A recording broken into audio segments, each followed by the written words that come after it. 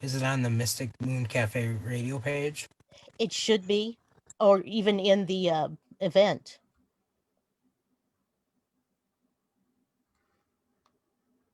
Okay.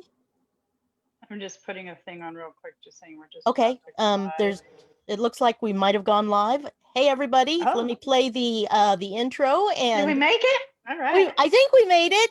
Woohoo! Let's see. Yes, share screen, share computer sound, do this, and share.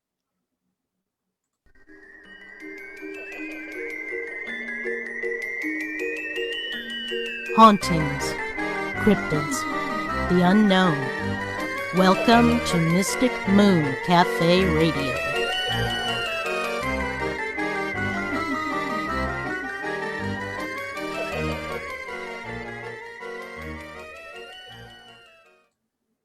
All right, and here we are. We made it. Hello. How are you all doing this evening? Oops. Whoop. Oh, sorry. I'm trying to find the right screens. Let's see. Yeah, I hopped on to see if it went live. I don't see it on the page yet. Oh, okay. You might have to refresh. Okay.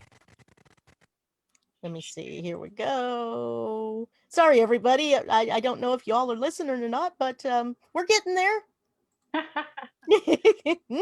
We're working with the technology here. That's right. That is right. And if it actually did it, right?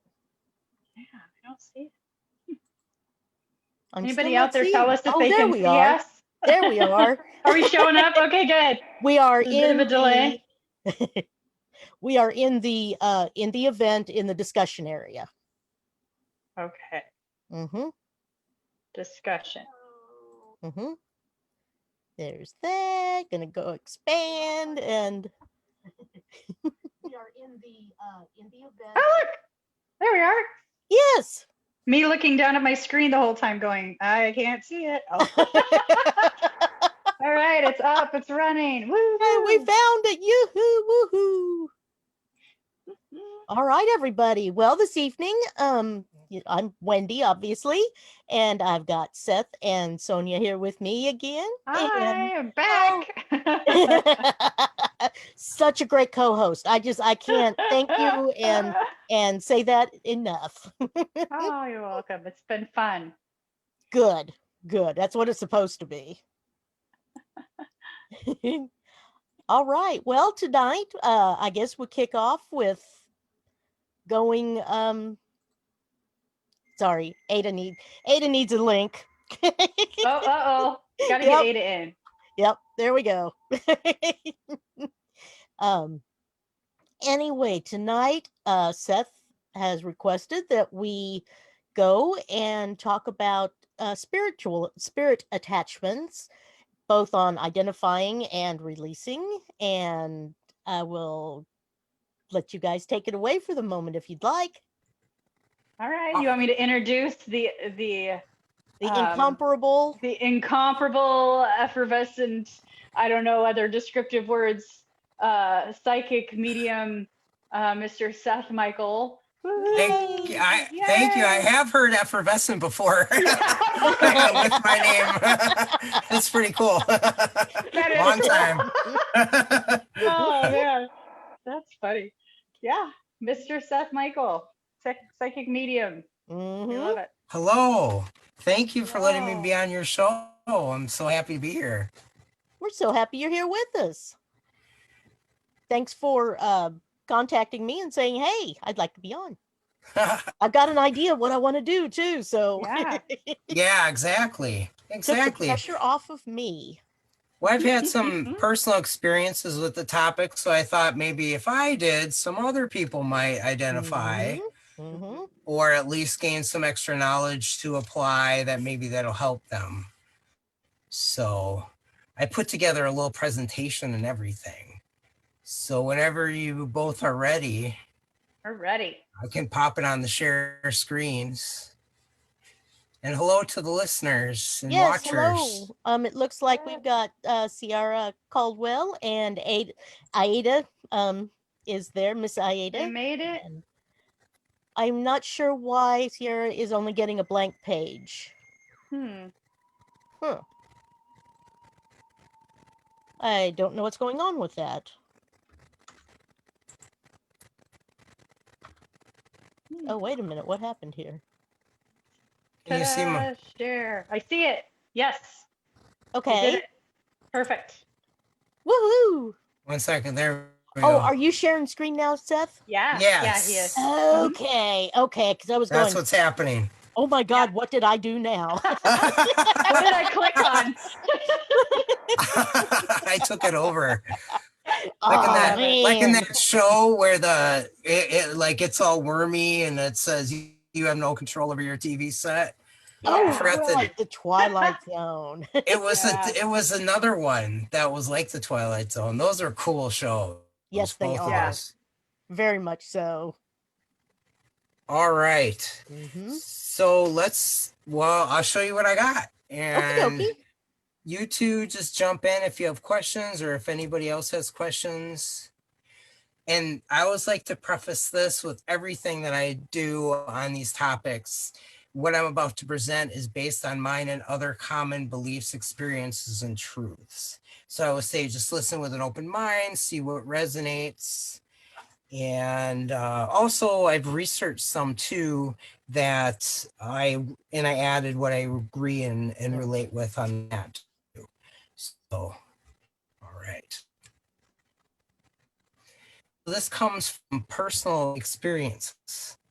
When I was younger, I started to show signs of being an empath. Just picking up on other people's emotional energy is something that I'm really a natural at. And it got pretty intense. I was very moody. I didn't have any tools to rein myself in. I felt very lost. I didn't know who I was. I was feeling one emotion, then another emotion, and I was diagnosed with depression at a very young age. So I was reeling at more of a depressive state most of the time. And about 15 years ago, I turned it all around though. You know, like I like to say, you turn shit into gold. Mm-hmm. So I turned it all around. All of that was worth going through to the point of what I've learned. So about 15 years ago or more, around there, I moved into a haunted apartment, and it was with a girlfriend at the time.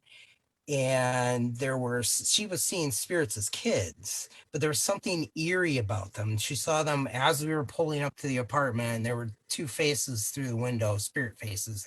She saw it in her mind's eye. And at the time, I closed off the best I could. I thought maybe that would protect her. I don't know what I was thinking, like me closing off would protect anybody, but I thought on the ignore route, and it was already, so I was going already in a toxic relationship. There were a lot of problems going on, very uncomfortable things happening. So it's good to know like what's going on in your life at the time too. And so going in, I already had depression also. And I was starting to do things outside of my norm, more destructive behaviors I was doing. I'm not going to do any, really get too detailed because I don't want to trigger anybody, but it was just not good. So and it felt like I was watching myself at times. So there was a disassociation going on. And then there was a neighbor, a friend who's extreme empath. And a medium. She was very open, and she said, there's something on you. There's something in your energy field, and it's dark. And so I just kind of put that in the back of my mind, and then kind of went on. Well, things got worse. I lost a job. I was hospitalized and put on medication, and that medication stopped the urges that I had for self-destruction. Oh, It was I wondered if it kind of shut me down spiritually too, if some of this could have been a spiritual attachment that I personally, that I relate to that. Like it feels right to me just because of everything that I experienced with it. And later on, I got that relationship did not carry on. That ended, and I got into a program through a mental health facility that taught me amazing skills and tools called DBT, dialectical behavior therapy. And that actually helped me on a spiritual level. It cleared up my emotions. So I was able to be more self-aware. And that's one of the things that we're going to talk about tonight is one of the tools that can be used as protection is self-awareness in my experience. So that after that I was somebody I was how I wrote a note here and I wrote and I noticed I completely changed and was no longer someone I didn't know. Everything felt right, and then I understood what the higher self was too, this part that's directly connected to the divine, God, how God's source, however any the beliefs go. So I became easily I could pick up, so if anything got on my energy field, I could pick it up much more quickly than I could before. All right, so I believe that I had these experiences because it helped me learn a lot, and most of which I'm going to be talking about tonight, and it helps with purpose, and there's a strength that comes through getting through these things. So tonight, because I can identify with being an empath, the emphasis is on empaths, and I'll show you more of what I have here. So what is a spirit attachment? When we talk about that, we usually refer to a spirit or entity that attaches itself to another person, usually alive. But I've had experiences where there could be attachment on somebody that had passed away too.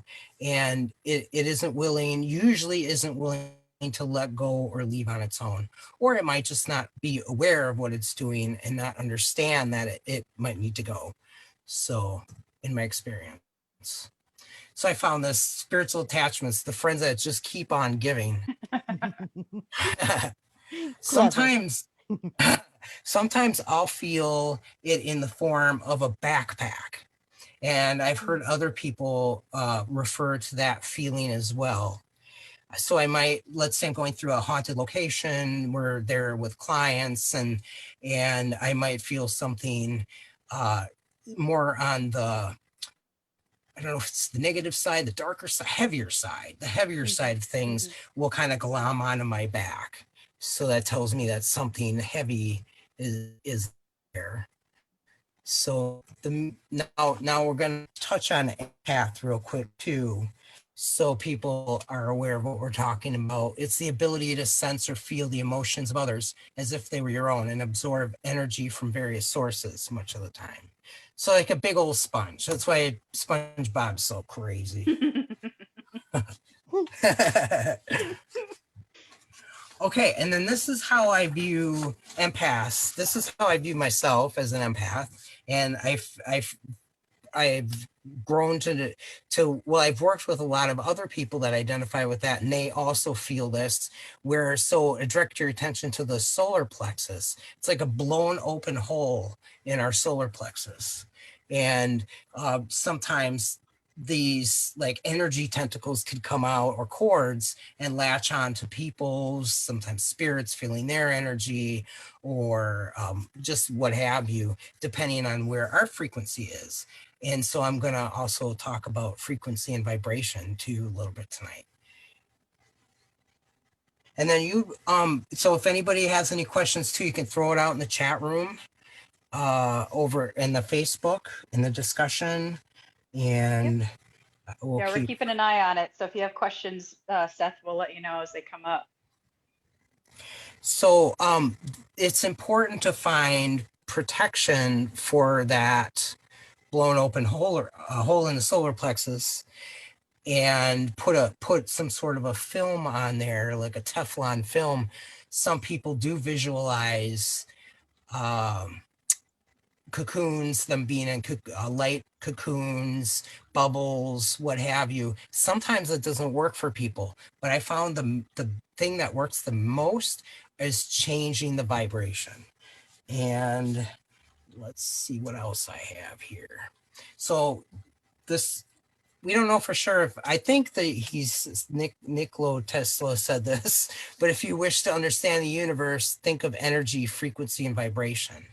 So everything, as far as I understand, has an energetic frequency that it holds and it emits, and that can be felt and absorbed by some other people. I talk about that a lot, and it is Nikola Tesla. You're right. That's correct. Okay, good. And I think about that a lot because so often people talk about feeling heavy or weighed down or an attack or things not going well, or in oftentimes it's they've just got a lower vibration that needs to come up, and it does feel denser, heavier. The wavelength is almost slower and bigger versus the higher vibrations that vibrate much faster but smaller wavelengths, like radio waves almost sometimes. Yeah, exactly. And I found this too. It's in the Scientific American. The hippies were right. It's all about vibrations, man. And the quote that I picked out was, all things in our universe are constantly in motion, vibrating. Even objects that appear to be stationary are in fact vibrating, oscillating, resonating at various frequencies. So why not entities? They have pop. I believe they have an energy frequency as well. So you could think in terms of like the ranges of how it could feel, of like an angelic feeling, where people would describe that. Some people would describe it as warmth, feeling like you're raised off the ground a few feet. That's how I feel. I feel like I'm levitating a bit, and I'm connecting to a higher vibrational source versus more lower, heavier. Some people might think in terms of a negative entity.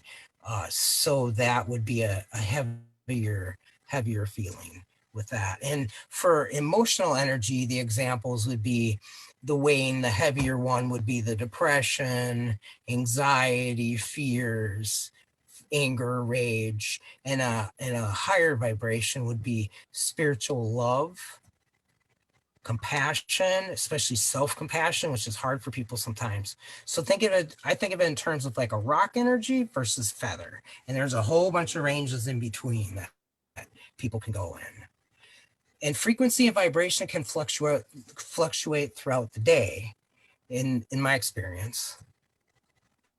So if you think of terms of the ranges, it can go in between. But what's important is to find what your home frequency is. So let's say you have a flat tire and you're late for work and then you're fired.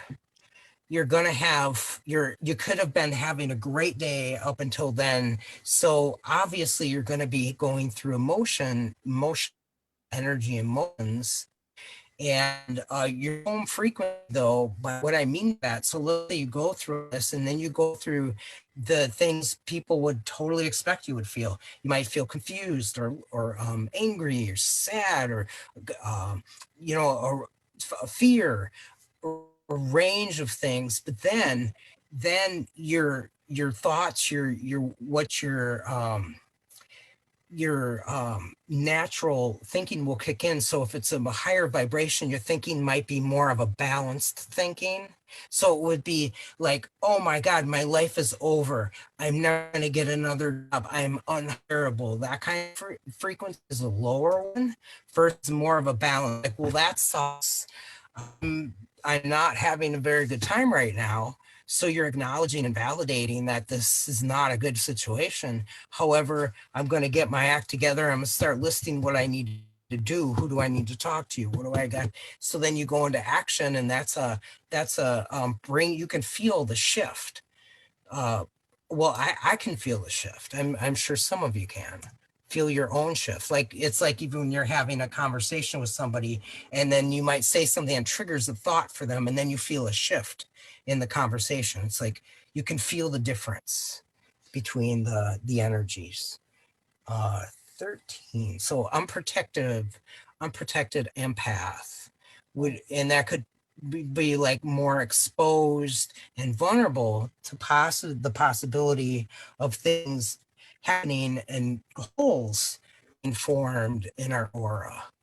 So you got the one in the solar plexus, and then all kinds of different holes that could form. And I learned that a long time ago with I had a mentor, and she said there, like alcohol is one, cigarette smoking is one, like things that we're doing that are less high vibrational, I guess, can form holes in our auras, in our force fields. Some can be temporary. Some believe that an entity can create a whole energy field. I believe the whole is usually already there, most often in my experience. And and that's how they can enter or kind of glom onto. Regardless, the hole needs to be filled, and it's a healing that needs to take place once the entity is released from a physical body, so that it doesn't keep coming back, because that's the thing. That's why changing vibration.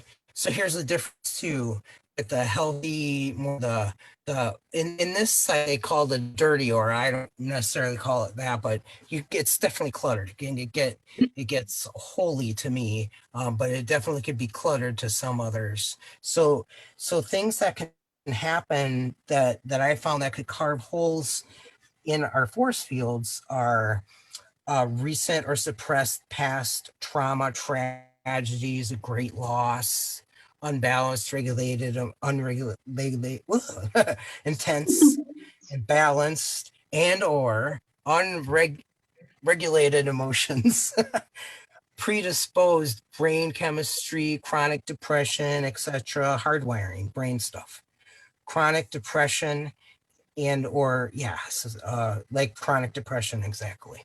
Overstressed, chronically overstressed, addiction, like if we have the gene and it's taking over, or being in a toxic environment or with people constantly could that in my experience could create holes. So, and then how does the entity attach itself to you? In what I see and feel, it merges with our energy fields. So it might be totally in us, but I do have examples where I feel we're totally in it, as if the entity was sitting in my physical body. But I felt that before, which is an interesting thing, and that's something that some more on the psychic empaths are more open, susceptible to. The medium empaths, so that's important. The things that I'm talking about today are very important for this too, for because we want to be able to have a vibratory match with a higher vibration, rather than something that's going to pull us down further. So this can also create cording, as they call it, between the entity and the live person. So any questions or anything so far? Yes, there are. All Sierra right. is asking, you'll probably get to this later on, but she's wondering if you have strategies for us to use to identify if what we're feeling a lower or higher frequency due to environmental, internal factors, or a spiritual entity. Great questions. I do have some hints and tips and tricks. And also, I always suggest to keep researching too, because there might be some things I didn't think of or something I didn't experience that somebody might have. So hopefully this will get you started on those indicators. Any others? Aida is asking for you to explain courting. Okay. Mhm. Courting. Let's see. She might even have a better definition, but for if she wants to throw something out, we can. Courting to me is, I'll explain it because I'm always running on emotional kind of language. So it's like if there's an emptiness in one being and an emptiness in another, it kind of just these chords attach themselves. So it's feeding off of each other. Okay. That's how I see it, but she might have a different definition that I'm totally open to too. I think of them kind of like that with some of them remind me of umbilical cords in a way. Yeah. Where there's this kind of connection between two entities. And, you know, in some cases, it's not one that, a lot of times it's the empath didn't necessarily initiate it, or if we did, it was unconsciously done because of our caring nature and our openness. Sometimes we're unshielded, you know, and sort of available. And these other people need that boost. Maybe their energy or their vibration's low, or they have holes or a dirty aura, as you described, where things can become attached. There's points of entry. And so a lot of times those cords get connected. Yeah. And it's, you know, for me, a lot of it is if I help somebody, you know, and I'm doing my work, my spiritual work, and I'm helping someone. And then all of a sudden I realize there's a cord there and I'm like, oh crap, you know, we gotta cut that. Because you want to be there for them in the moment, but you can't carry them with you. Okay. Jeanette is asking, how do you actually determine if you are psychically aware? It would come in form of intuition or a feeling. That's how do you know if you're okay? Let me see if I can answer that better. 1 second. That little voice in your head is right. Yeah, sometimes. It depends what voice, because then, you know, like people get into relationships that they got warnings about before, but then their heart, they mistake that for their gut sometimes. So, Okay. and it might be a toxic, but that's. Okay. Ciara is asking, if you're mentally lower, stressed, anxious, depressed, does that put you at risk of being attracted to by a lower spirit? In my experience, yes. Okay. So let me move a little further and then see if these answer some of the questions too. Okay. And then that one, Jeanette's, I need to think about a little bit. I process kind of slow sometimes. So, okay, what can attract an attachment is kind of a tricky, like what comes first? Is it, because there could be signs of having one, could be the same of what possibly draws them in. So that can be, you know, kind of difficult to pinpoint. So it's good to look at the history too. Is this something that you have a history of depression, or are you suddenly getting this a depressive state that you're not used to, which could possibly indicate an attachment in my experience. That makes sense. So it's important to rule things out too. Is it just my depression that's bringing me down? Am I hungry? Am I, you know, what is the situation going on that might leave me just feeling emotionally vulnerable? Or am I coming down with something? Mm-hmm. You know, it might not always be an attachment, but here are some signs that I've noticed. May feel like an energetic heaviness, like a backpack, like I was saying too, but some may not have a physical feeling with it. And here are some most common signs: suddenly drained or fatigued, and this would be out of the blue. unexplainable mood swings and or impulsive behaviors, unexplainable bursts of anger, sadness, or other intense emotions, just all of a sudden, no triggers. Disturbing nightmares, sometimes reoccurring if something's a long-term attachment. And we have unexplainable fears, phobias, panic attacks, onset of anxiety, depression, and or urges to isolate. Just odd. Just things feel off. Strange, obsessive thoughts that you're not used to having. It could be suddenly hearing voices you can't explain, or not feeling like yourself, and or others pointing out that you're acting strangely. Just not feeling yourself. You're acting strangely. And then Stranger than usual, right? What if you're already strange? Yeah. I've had a client before that had lost the memory of something that they were witnessed saying or doing, and we surmised that they might have had an attachment at that time because we did things to release it, and that seemed to help. So it could be sudden urges or problems with addictions, mind-altering substances, sex addiction, chronic self-harm, obsession about someone or something, poor, and this would be all of a sudden, overall poor memory, concentration and or mental confusion, an onset of physical problems, pain with no obvious cause.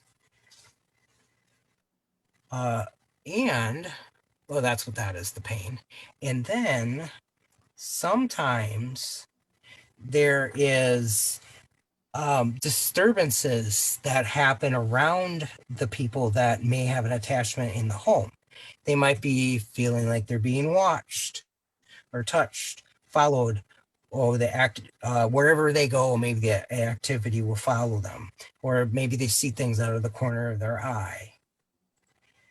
It could have upset stomach, head pressure, lightheadedness, feelings. Let's see.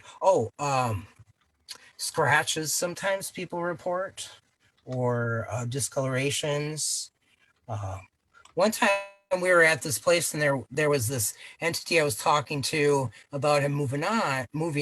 It was in a restaurant. Things are going kind of crazy in there. It's like, excuse me, they need their business. And I don't think he liked it very much because there were 3 fingerprints on my neck. I didn't feel any burning, but I've heard other people feel burning. Just very interesting things there. So there might be temperature changes, electronic disturbances, or lights flashing, or things moving on their own. Or your pets might start acting weird toward you. You're acting strangely. Again.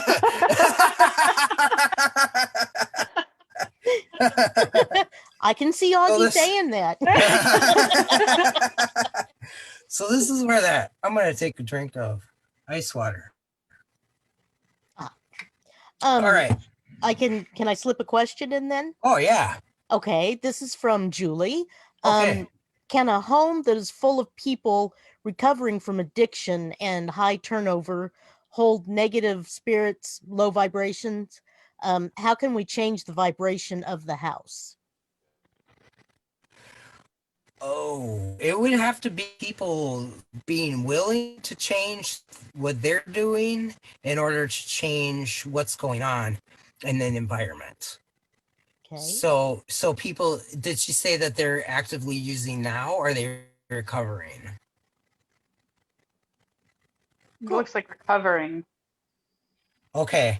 That so they would have to still make sure that they're getting doing some of the things that I'm going to mention too, that are kind of keeping them emotionally stable the best as possible, because that's what I found is the best protection. is to kind of keep our emotions, let ourselves have emotions, but not bring them to a heavy level. So it depends what they're thinking. Too about vibration and having a higher vibration, trying to maintain and keep a higher vibration. When you can clean a space, there's many ways to cleanse a space and kind of remove any residual, which you may get to, but it's, you know, the individuals that continue to occupy the space will continue to fill that space with their vibration and their energy. So it's what they're putting out. So if they're in a healing place in themselves, that would be more a protective, more less active, I would think that way, with possible attachments. So but yeah, Sonia was saying, I agree, you can to make sure there's no clutter around in the house. It's good to make sure there's movement going on, you know, like feng shui wise, and things that are comfortable in your home help as well, because that helps our vibration. And sorry. Would something like smudging and some crystal work and that type of thing help that situation as well? And then, you know, call forth the positive energies to fill what you clean out. Yes, definitely. Okay. Definitely. We're gonna kind of go over that soon. Oh, sorry. No, that's okay. So I packed a punch in here. So let's see. So self-awareness is an awesome tool to have. That's so you can feel if something isn't off or right. Oh, a while ago, I was in the grocery store with my girlfriend, and this was many years ago, and I don't know what was going on with me at the time, but I wasn't feeling anything. Like all of a sudden I started feeling I had these thoughts of suicide just all of a sudden, and it felt my head was full. So I felt like, wait a minute, and I could barely talk. Like I couldn't get my thoughts together. And then I'm like, okay, there's somebody in my energy field right now. And I was saying, you might want help, but I can't help you if you're in my head. You gotta back up so that we can figure this out together. So then instantly I felt more like myself again. And I believe that spirit had committed suicide and was looking for help. And so, you know, maybe something in my energy field maybe drew them to knowing that they can get a little help or something. Who knows? So, but I was able to have that awareness. And then at first my girlfriend's like, what the heck's wrong with you? You're acting like a vegetable. What's your problem? And I'm like, geez, can you have a little compassion? I don't know what's going on. And then I figured it out, and then I told her, oh, it's a spirit. She goes, oh, are you okay? And then she was like, a whole different tune. Yeah. And then she was very. You might want to keep that in your back pocket for later when you know. Yeah. That wasn't me, honey. That was spirit. Exactly. I don't know if this is gonna play. I gotta take my speaker off, see if this is gonna play. Let's see. Oh, it went away. Here it is. Did you hear that? Who can it be? Who can it be now? All right. Who can it be? So who's in our energy field if this is happening? And an earthbound spirit is one option. That is a human spirit whose consciousness remains on the earth vibration or frequency. So they may be there because they have a first, they might not have realized they passed on. That's sometimes my first question is like, do you know you passed on? And then sometimes they're like, oh, really? Or sometimes they'll say, oh, no shit. So it's always good to check it out. Never assume. Like, duh. Yeah. So they might have a mission or purpose. They might be protection because found being on a certain vibratory level and hell protect against other entities on the same vibratory level, so they might have a purpose. Like, I'm staying in this state for a reason to protect my granddaughter or grandson. So maybe let's see what else. Unresolved issues. They might be clinging to old beliefs. Maybe, I was a jerk and now I'm waiting to go to hell, and Satan hasn't shown up yet.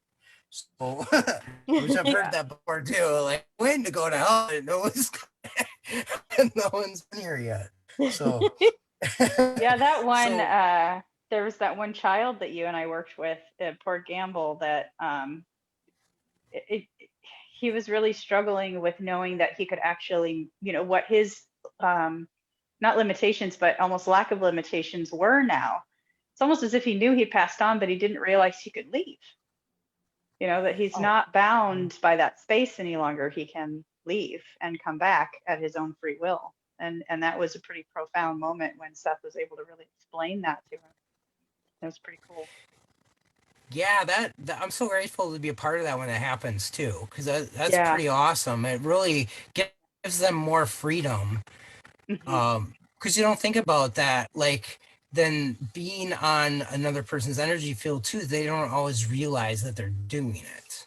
It's just something is attracting the energy, and yeah, it's cool to be a part of that awareness for them.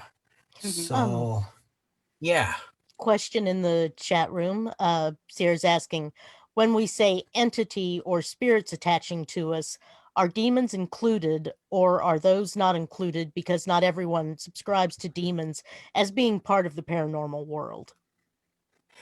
I don't usually use the term, but I do, in my experience, I believe I've come across negative non-human beings, non-human entities. Okay. And that's what I think was in that house, in that apartment. And also I believe it was in another house that I came across. So the intensity sometimes is rare, but yeah, I do believe there are things like that. So I'm kind of we're gonna go over that too. I'm kind of the subscription that there's at least the negative things I've come across, the lower vibrational things are usually created or born from human suffering, lower vibration, holes or rips or tears in the soul, in the timeline, and it almost creates an entity, almost like, and this gets way too sciencey, I'm sorry, but being a nurse, it's almost, and from a medical perspective, it's like a virus. It's not an entity that can live on its own. It's not independent.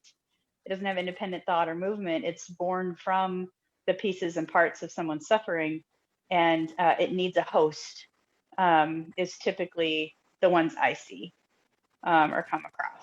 That makes sense. It's a virus versus a bacteria. It doesn't have its own brain and organ systems, and it's missing parts. It's sort of pieced together. Like a parasite?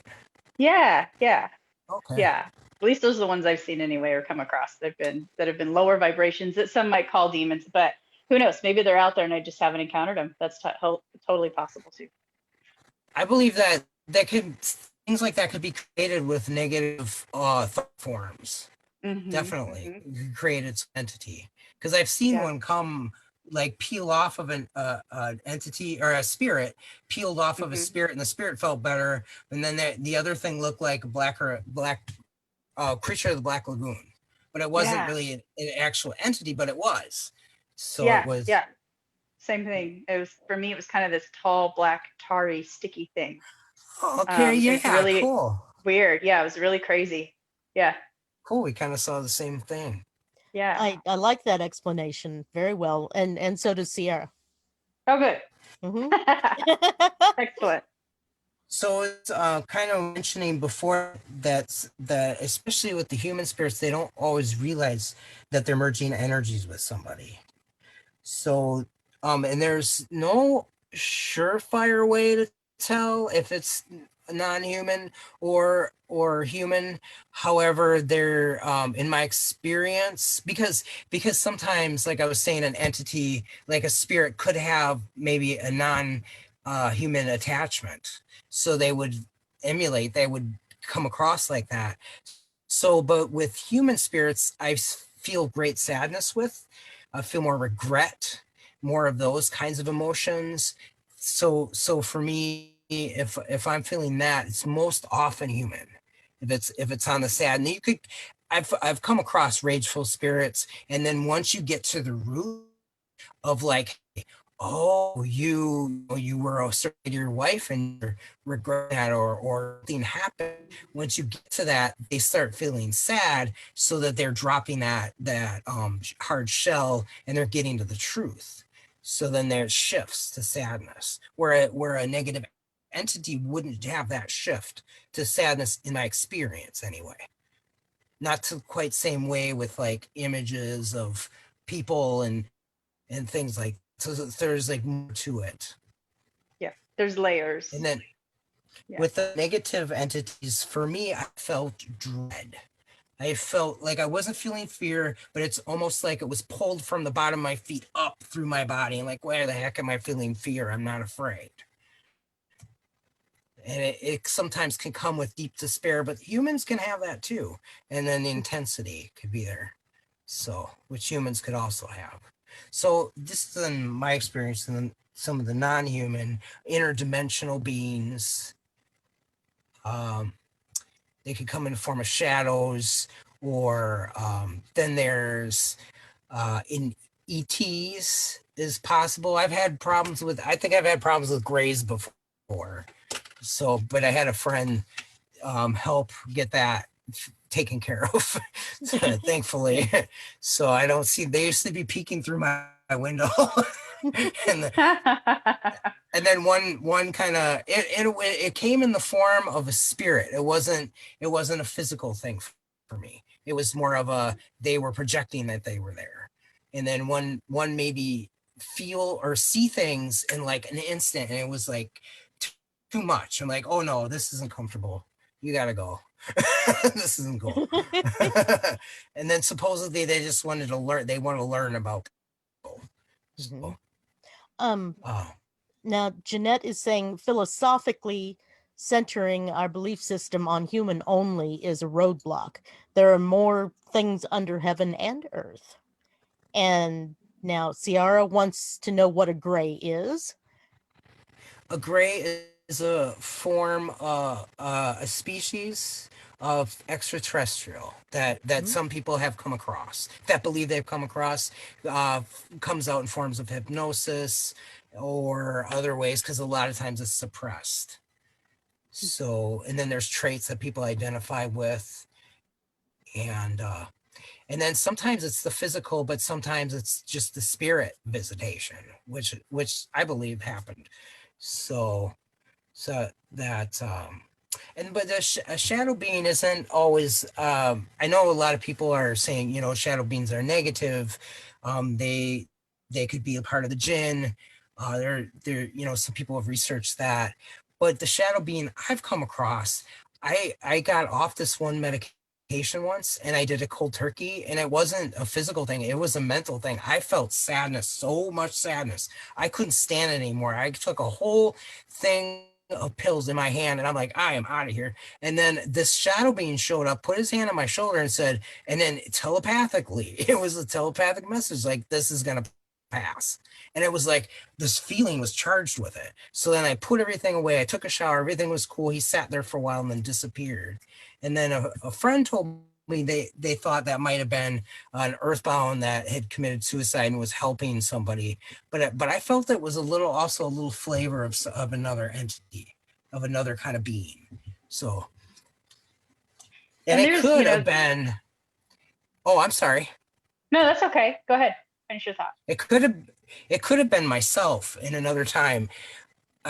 This is my belief is that we could be haunting ourselves. We could be trying to wake ourselves up for something. And maybe this is the way to do it.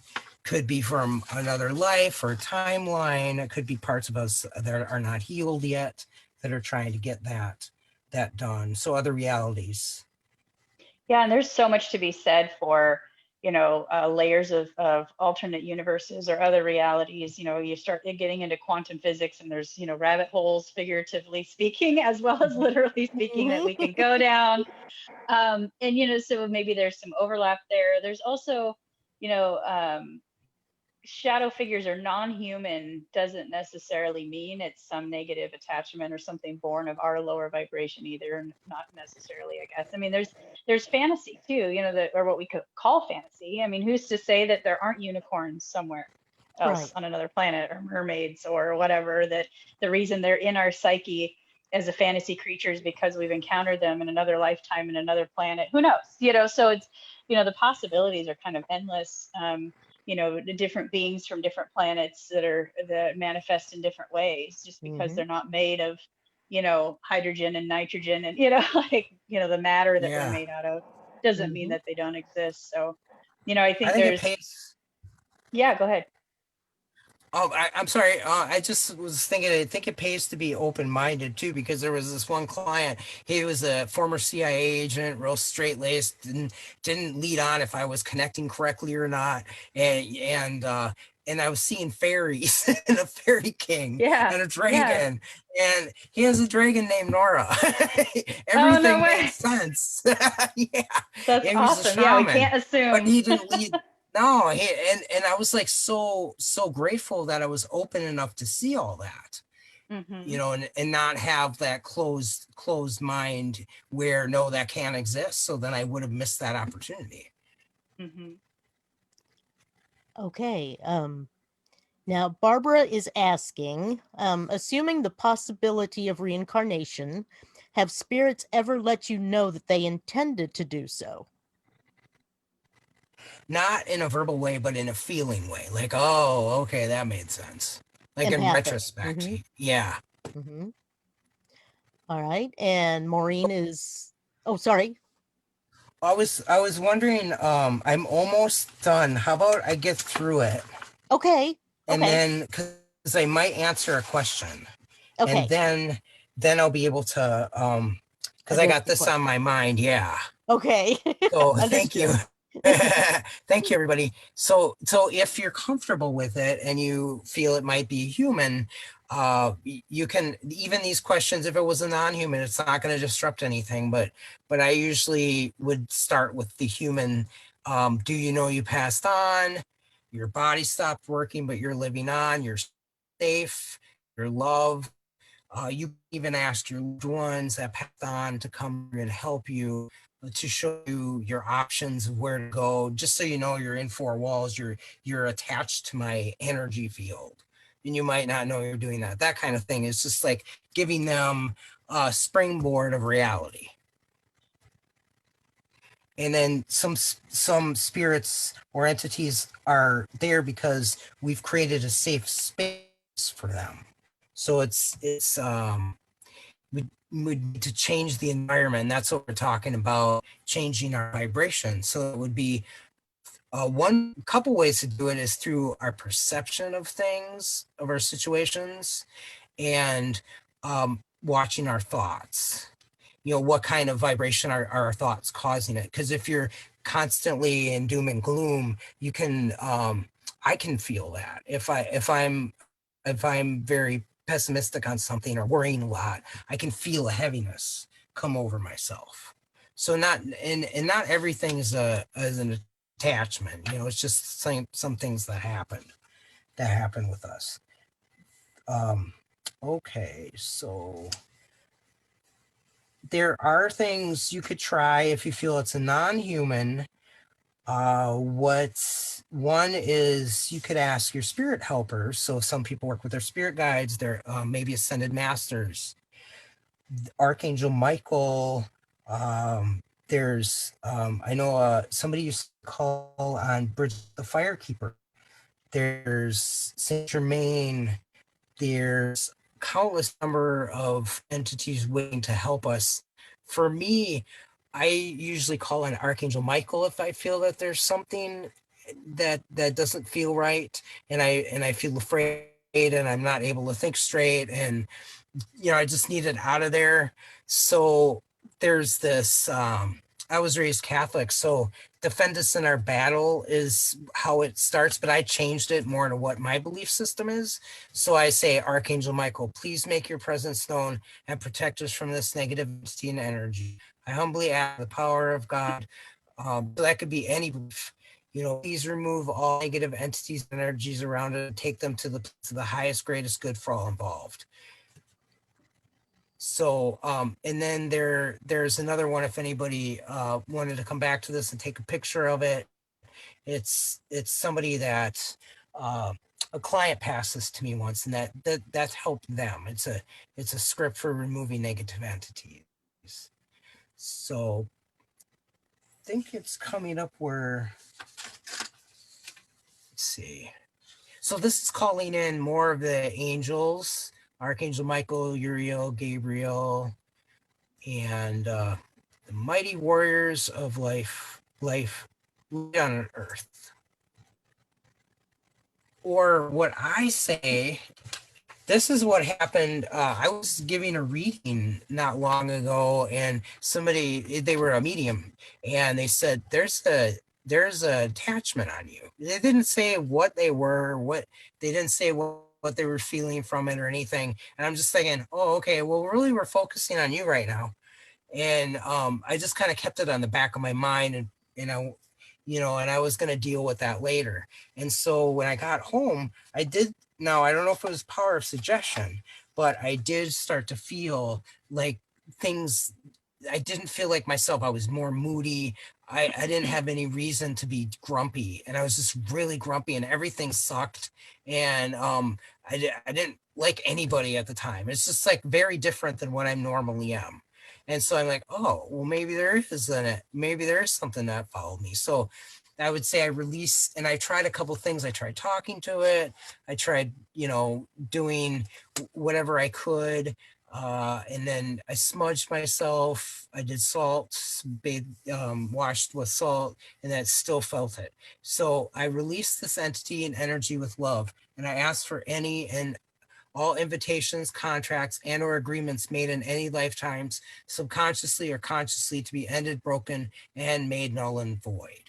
So basically, my thinking is I might have chosen this somewhere on some timeline to grow from or learn from, or something's going on here. Or that entity did. That entity is maybe drawn because maybe I can do something for it. So why not ask for it to be healed?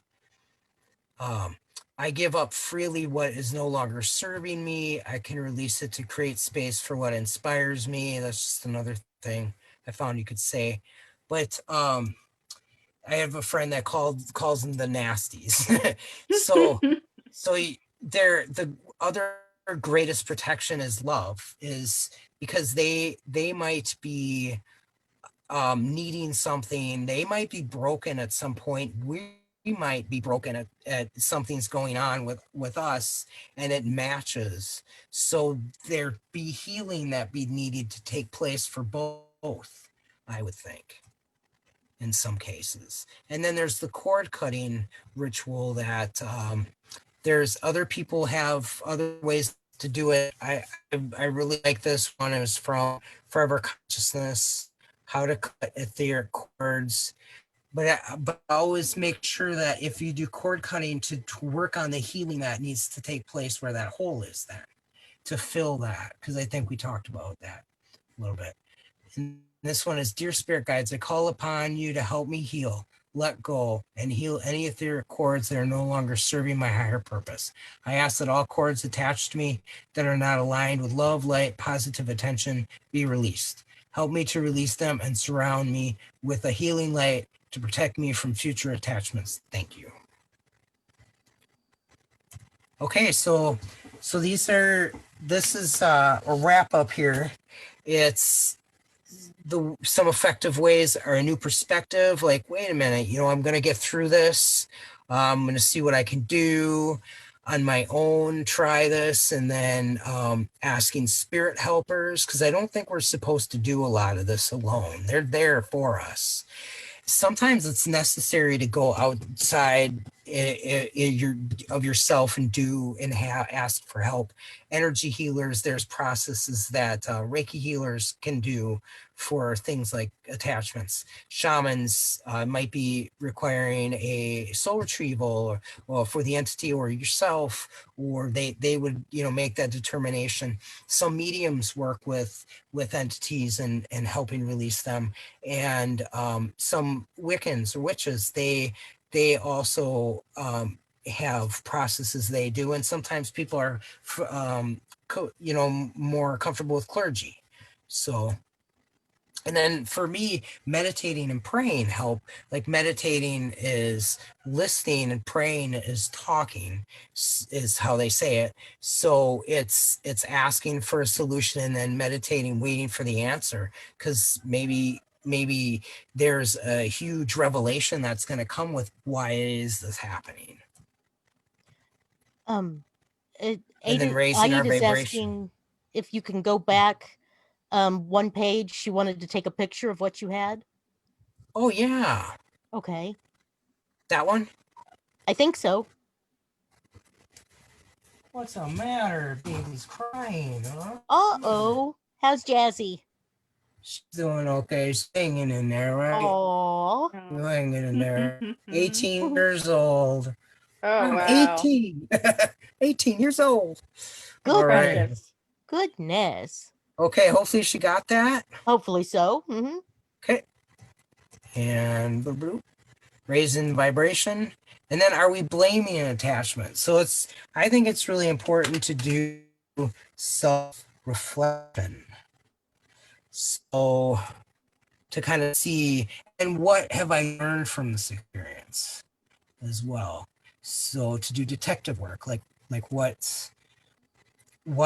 is going on with me that maybe drawing them in. Am I way too stressed? Am I expecting too much? Or my thoughts more on a heavier level? Am I bringing myself down, or am I building myself up? That kind of thing. So prevention and maintenance, grounding is really good for empaths. Self-care, grabbing your little creature comforts. If you have a blankie or a dog or a cat or even an iguana, some people snuggle with them, or birds, or whoever your friend is. Movement is good to just even yoga movement, anything, getting things flowing and making sure that we're getting earth food. And salt is very helpful for cleaning the aura. Float tanks are really awesome for that too. And smudging, we talked about earlier, smudging yourself and your area. And then self-awareness, like I talked about before, means to the ability to monitor our inner world and our thoughts and our feelings. So then you kind of know that, oh, something's not right here. Something is definitely, that happened in Kenton Station. We were communicating with spirits, and it's in Portland, Oregon, and we do a haunted tour. And this was when we were doing an investigation. No tour people were there at the time. So we were just kind of exploring, and we came across a spirit that was ready to cross. She was kind of held in by the other spirits, and we let her know that no, you can go. You're totally free to go. You do not have to stay here. And boy, did those spirits get pissed when she left. There were some mob guys that closed in around me. Oof. And all of a sudden I felt this dead space in my head, like, oh great, one's in me. You are not going to think for me. You're not going to talk for me. You're not going to do anything. You got to get the hell out. And then Aurora, my friend, and then Kristen, she's the investigator. She had the CMF detector, the K2. I call it EMFer.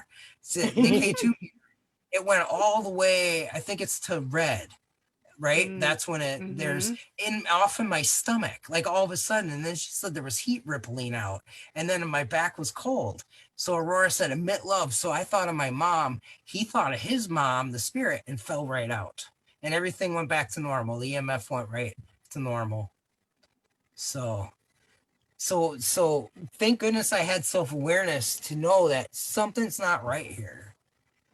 And then mindfulness is really important. That's such a great tool for keeping vibration up too. Just being in the moment and trying to stay out of our thoughts, clinging to thoughts, more having our thoughts as slippery slopes or like clouds in the sky going by or leaves rather than clinging. And then research until you find the right solution. Keep reaching out and finding. And then if you do reach out to a medium or somebody, I would I'm one that would watch costs. Like if they say, oh, you have this, but also this is going to cost more, I would say get word of mouth. Probably people that had other people that had success with them, because it is kind of tricky out there. And then there's always something to be grateful for. So finding the gratefulness and being thankful for things brings a higher vibration too. Okay. Now we can just talk. So one of the questions that was on here, so Maureen has been talking about, she moved out of a house many years ago due to evil activity. She's felt heaviness ever since then. She went to a blessing that didn't seem to help. And then 10 years ago, her father-in-law passed. And after she kissed him goodbye, she got into a depression. She missed, it looks like 3 months of work. She's been on medication since. She's concerned maybe his soul somehow attached to her. So I think it sounds like she's dealing maybe with either some lower vibration or some attachment. If you gave some great examples, but maybe if there's other advice you can give to Maureen. I mean, if she prays to Archangel Michael, and it sounds like a great idea.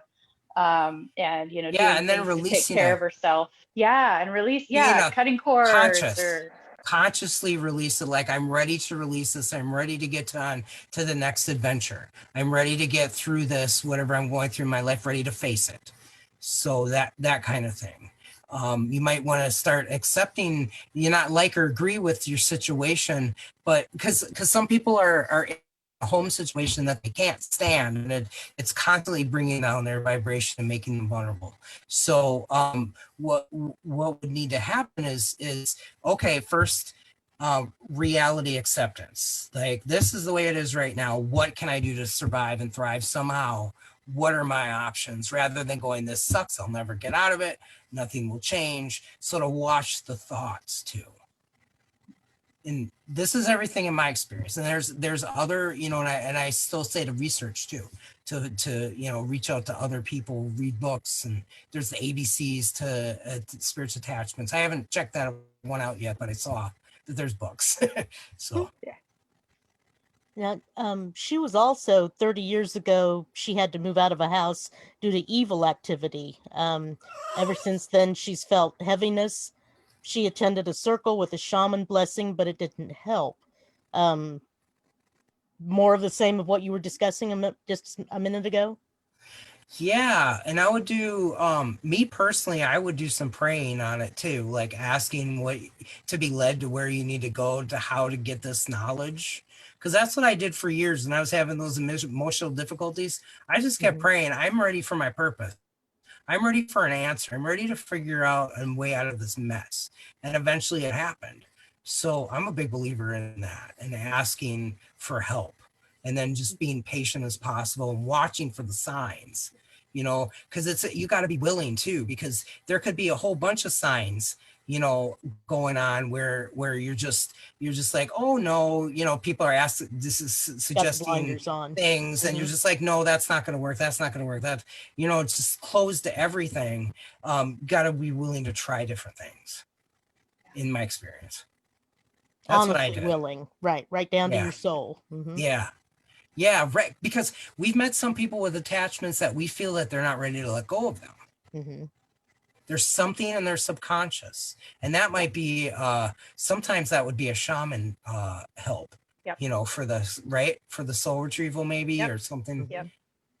I've had to do that. Recently helped a friend with that. She had an attachment through some tears in her soul, and those kind of separations from moments of trauma throughout her life. And when I explained to her she had an attachment, the first time I brought it up to her, she was not ready to accept that answer, that there was an attachment, and she was in complete denial and got very defensive. So I dropped it. I let it go.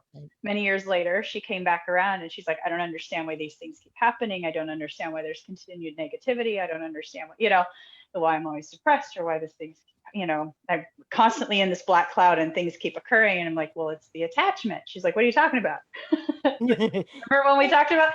She didn't even remember that first conversation. So, but this time she was ready to have the conversation. This time she was open to the possibility that there was something going on. And we could talk through, that soul retrieval activity to really figure out where the moments of trauma were, what the lesson was, what that piece of her soul was trying to protect her. A lot of times they hive off to protect you from that trauma. They take it with them, And so we were able to go through that process, identify the attachment, realize it was born of her own traumas and the dirty aura, as you described, kind of the tears and the holes, and that we needed to reintroduce these pieces properly. It's a sensitive process.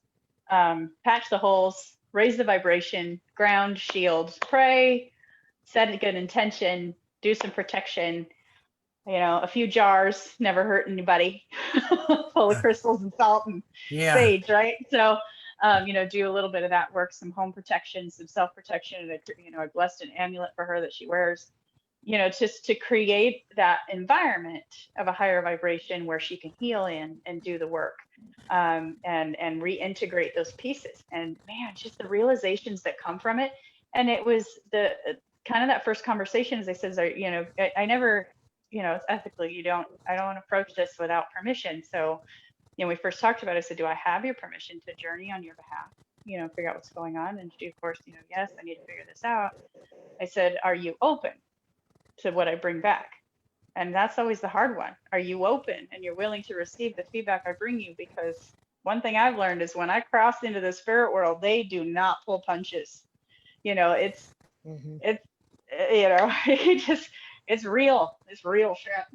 They don't pull their punches. So, I told her, I said, this attachment is complex because there's this symbiotic, this twisted codependency that has been created, that it relies on her for life, but she relies on it as well, just as much to fill those holes in a very unhealthy way, of course, but to motivate and drive her forward.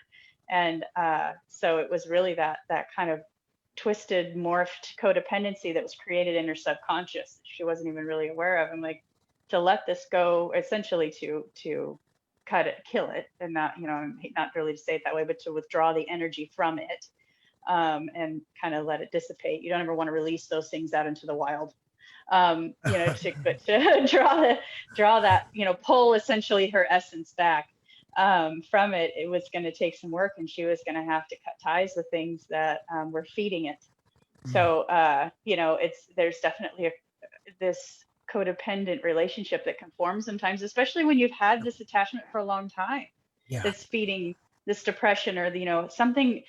People, they're like, bad things always happen to me. Why do they always happen to me? They never happen to anybody else. Right. And you really have to step back and look at yourself, and you got to own your shit. And then you can start stepping into okay, now how do we fix it? But a lot of times you have to start at the basement with, where am I? Either where's there been trauma, where's there been tears, or, where am I not being really truthful and honest with myself about what I put out into the world, and am I owning my shit? And then you can move into, how do I now create, cut the cords, break the attachment, remove the entity, and then create a safe space. So yeah. And there are I've been in the mental health all my life. Like, I had a psychiatrist when I was 7, so I got used to how that is. And for me, that was the best place to find and I've had therapy for so long, but nothing really took until I took the classes. So there are different classes available too. There's acceptance therapy. There's the dialectical behavior therapy is what I mentioned. The cognitive. There's more cognitive ones. So that and it's for all kinds of different things. Eating disorders, just depression, all kinds of things. They have helped people with this, and a lot of it's the mindfulness. So it's the best of the cognitive therapies with some sprinkles of Eastern philosophy in there. So all righty. Now Brenda says, I may be blaming my long-term attachment, but she's always wondered if she could blame the continually misplacing everything, and usually finds it. It's driving her crazy with the obsession to find the missing items. And I mean, I'm laser focused on locating it. I'm ready to release this. So obsessive behavior, perhaps? What do you think, Sonia? I'm drawing a blank. Usually when I run up against situations where things are being misplaced constantly and moving on me, I swear to God, I put it right there. Or then it becomes this frantic obsession with finding it and what happened and how could I forget. It's almost this stress and distraction more than anything that's playing into it. It's that, you're stressed or you're distracted or you're absent-minded, and I don't mean that in a negative way, just you've got other things on your mind.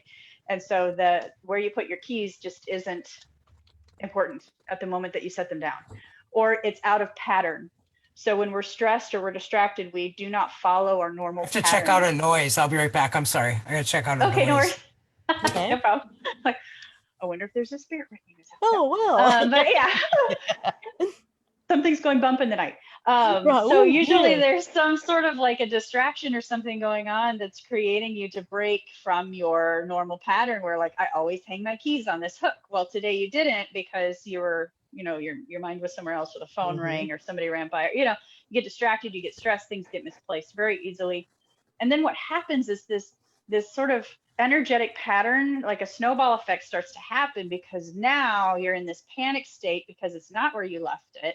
It's, where did you put it? How could I do that? A simple thing like my car keys. And, and now you're spiraling and you're not going to be as successful, at least in my experience, you're not going to be as successful in finding the lost object if you start to allow yourself to spiral into that panic state instead of taking a moment, find your ground, find your zen, woosah for a second. You can usually then allow your brain the space to be more analytical and less emotional. You'll figure it out and be like, oh, you know what? The phone rang. That's what happened. I set them over here instead of hanging them around. Right. So are the keys in the bottom of my purse where I was looking for the phone, or or in the refrigerator because I was in the refrigerator? Yeah. I have a story about keys in the refrigerator. I tell you what. So yeah, it's I've also tried to open my front door with a button on my car. Like, why won't my front door won't unlock when I hit the button? Very strange. So yeah. Have you ever looked for your phone while you were on the phone? Yes. Yeah. Your glasses. Glasses. Yeah. So Barbara, I don't know if that's what you're battling necessarily, but that's frequently what I see is when things like that start disappearing, is where are you distracted, or where are you not grounded? Where do you feel a little more flighty? Almost like you're hovering, a few feet off the ground, and you're not really well grounded and centered. Like, you'll typically start losing things, misplacing things. There could be, something in your home messing with you, but that's not usually where I start.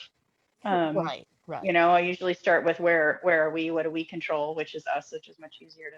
If we fixed all of that, then we can start looking elsewhere. But I usually start with myself, like what is on my mind that's stressing me out, that's making me crazy, and just turn into a crazy person and put crap keys in the refrigerator. That kind of stuff. Or try to unlock my front door with my friggin' key fob. Right. Yep. Darndest thing. That's usually just me. But Brenda, I think that helps. We'll get you into some maybe some meditation, a little grounding, just to even out your psyche. Yeah.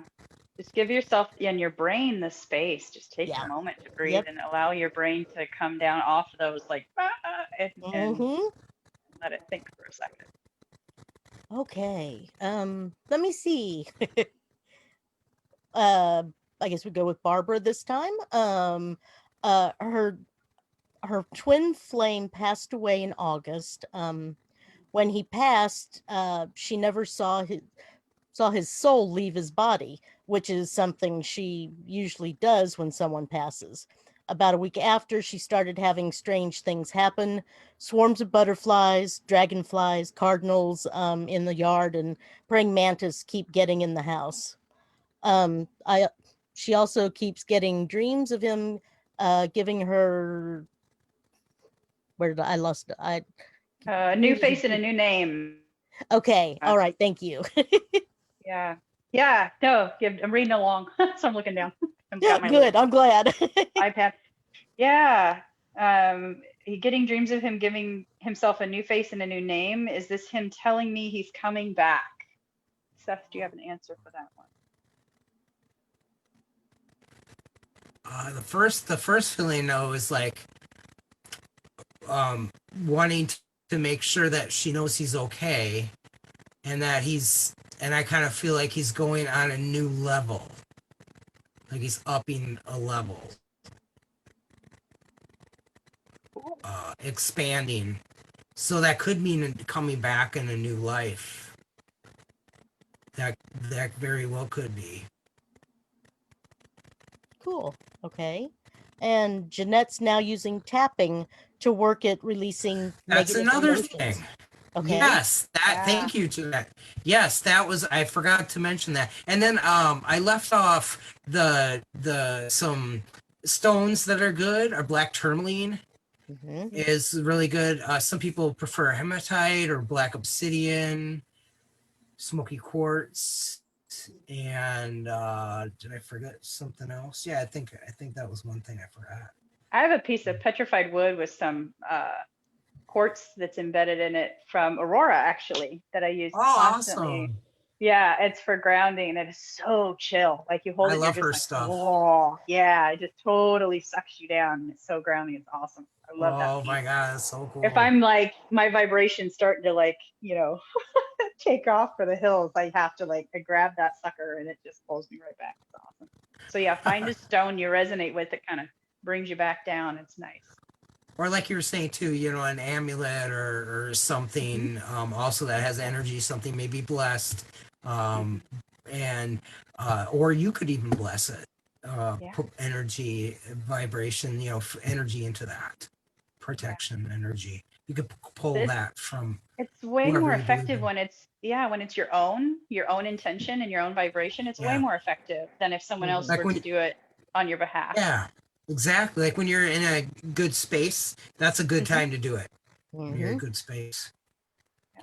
And then you also, when you touch it again, you could bring back that feeling too of being in a good space. Yeah. I like Chris's his little hint there. REM rule number 1: don't panic. Yeah. Yeah. Exactly. Don't panic. Oh, and he says he uses Apache tear, amber, and obsidian. That's good too. Oh yeah, very cool. Yeah. Very cool. Yeah, I like it when people chime in because there's just stuff so you don't think think about, Yeah, and it's great. Yeah, it's good collective information. I love seeing so many of my fellow Missourians here. It's late for you guys. Yeah, it is, and we're old and stuff. Yeah. Past your bedtime? Like, what is going on? Yeah. Yep. Us West Coasters were like, man, it's fine. Yeah. Heck, the sun's still out. Yeah. Dragons. When we were in Alaska, it was light and it was midnight. It was so weird. Oh wow. Yeah. That would throw your patterns off. Yeah, it was cool though. Oh, we were the only ones up. Yeah. That's crazy. Okay, what's a dragon's vein? Barbara uses that. Dragon's vein. I've heard of that one. I think I might even have some of that. And that's sad if I do and I don't remember the properties. Oh. Agate? Oh, and hello, Jeanette. In Australia, cool. What is it, like 1 or 2 o'clock in the afternoon there? Oh, Oh, right on. Mm-hmm. yeah, I think they're like 14 or 15 hours. Or... Chris is in bed. Wow, thanks for joining us Yeah. from down under. Yeah. That's funny. I had Who Can It Be Now. I don't know if you heard that, but Yes. I did, yep. funny, we have somebody representing. Mm-hmm. Awesome. I don't see any other questions. Guys, did I miss any? Not that I see. Okay. So, Seth, do you have any stories? I think I'm just trying to think through some attachment. I mean, you've been telling attachment stories sort of throughout, but do you have any stories of spirit attachments that just kind of either changed the way you thought about them, or just kind of blew your mind? And you know, one of the encounters that you had that was really kind of pivotal for you.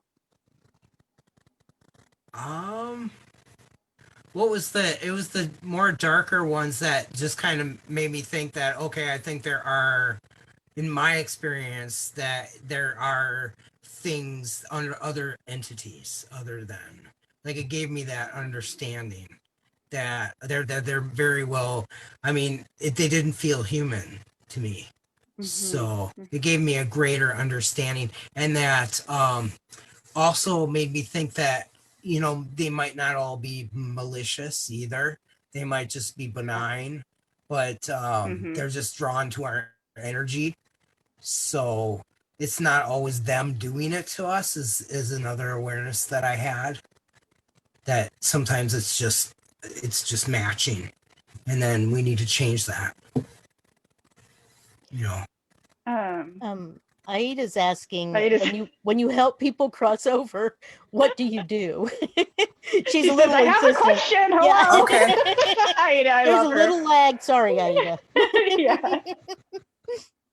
Okay. Well, I have an example on YouTube too. It's let's see if I can get see if I can work on getting the link. But basically what I do is, there are basic things that I'll say, but me personally, I'll connect with them and kind of feel what range they're on, because I learned through the years that I can feel like some people have semi-crossed, so it's almost like they have, they're vibing at a love vibration, but there's still something that they're working through.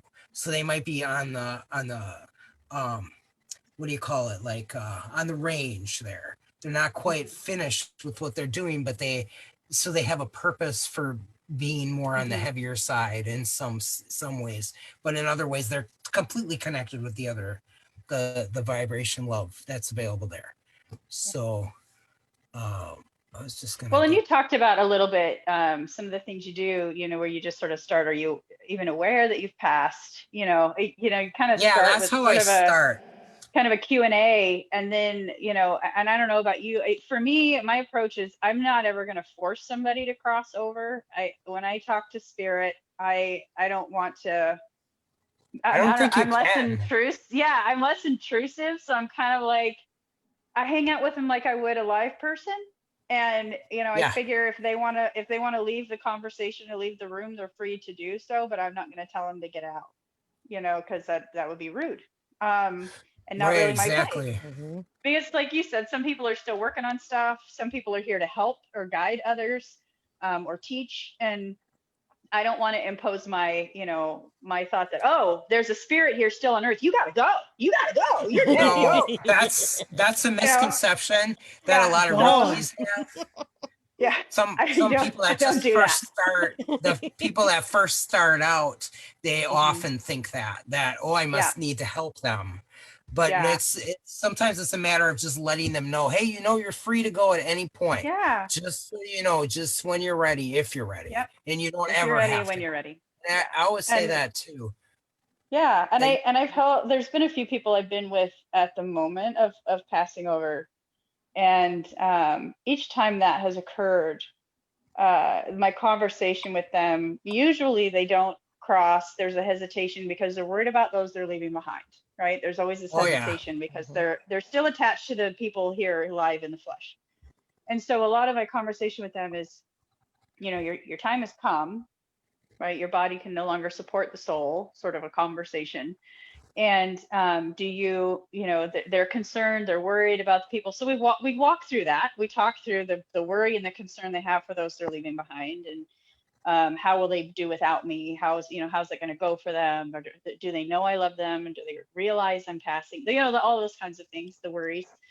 And then it's sort of this, when they kind of come to the resolution, the acceptance that, okay, you know, it's like almost like stages of grieving. The soul goes through the same thing.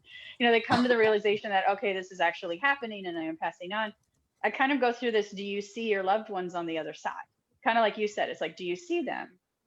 You know, or call for your spirit guide to come to you. A lot of times they're already there. They're just waiting for the soul to process. You know, they're already there, ready to receive them. They're just waiting for that soul that's departing to kind of process what's happening. They don't want to like just step in and be like, all right, let's go.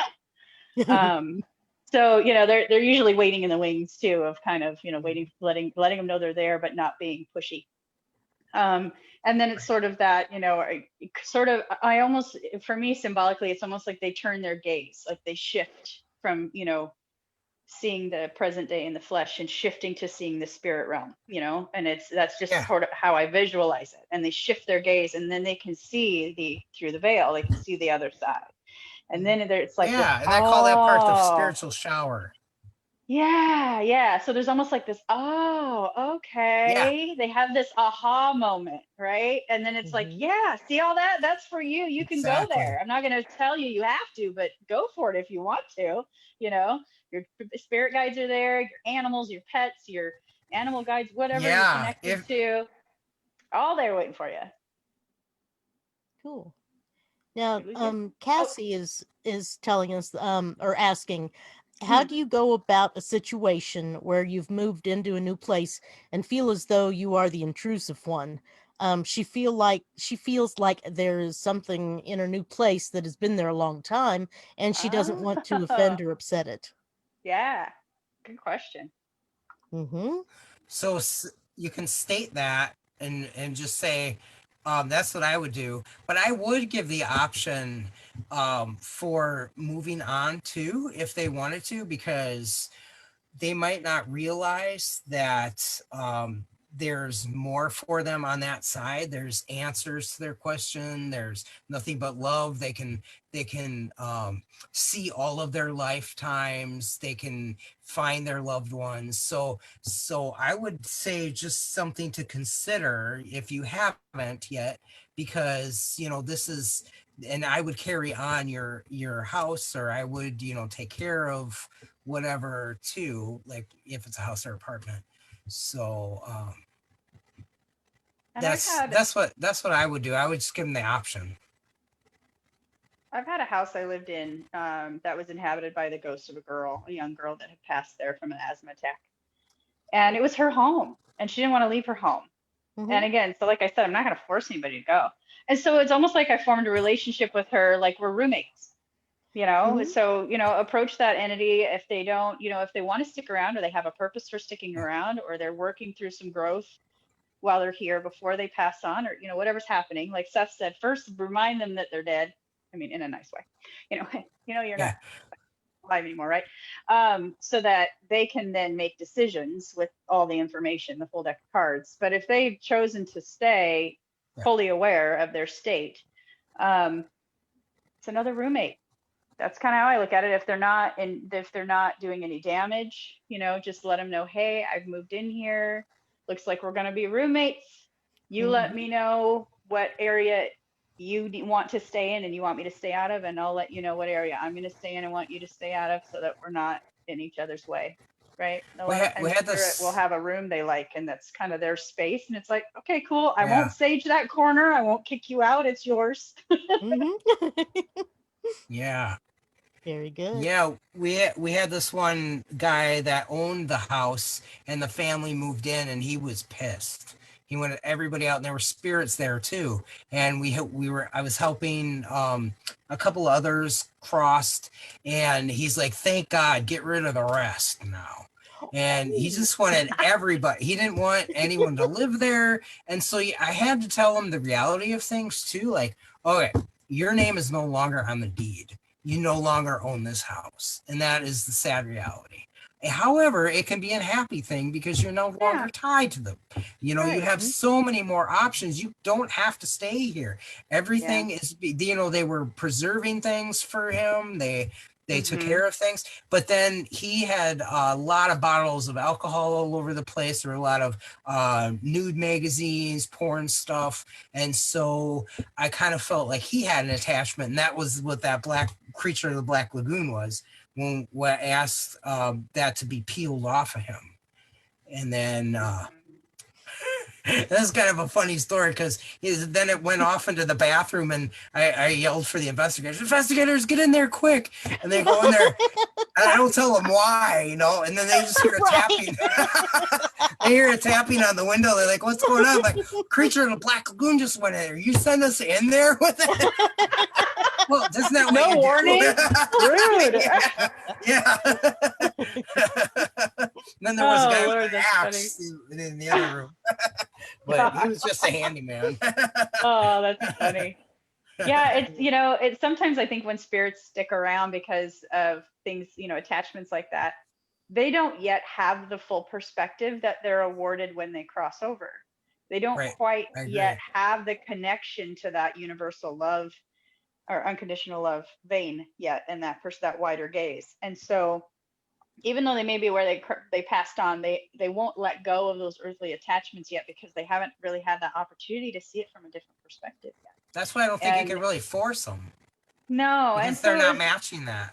yeah, it's and sometimes it is a little bit of hard truth of, man, I'm sorry, I know you're aware you passed on, but you don't want to leave your home. Well, your home has been purchased by someone else. These are just the laws of the land for the living, and I'm sorry that you no longer get a vote. So your options are you can live peacefully with these folks in your home, and you guys can all find a symbiotic relationship here and a way to coexist, or you're free to move on and do other things. But you have to let go of your attachments here to be able to do that. You've got to be able to turn away from them. And sometimes that's a hard decision for them, Mm-hmm. Sierra wrote us a story. Did she? Okay. You want to? Yeah. You tackle this one. Yeah. Cool. It opens with, "This is long." Yes, I see that. Yeah. But I wanted to share a major experience I've had as a rookie. My mom felt plagued by a negative non-human entity for 8 years in her home. It appeared to her most nights on the ceiling or at her feet. She would see it while she was awake and still after waking up my dad to investigate.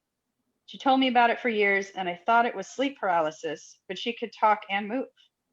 Hold on. I didn't know how to help until I tried a sage smudging. A year ago, I smudged the whole home, making sure the doors were open, and I announced the home could no longer host the visitors, and we are politely but firmly asking them to move. She told me she hadn't been visited since and can finally sleep peacefully. Everyone in my family also experienced seeing decorative hangings swinging on their own suddenly in the home, and our dogs barking intensely at the same corner of a room.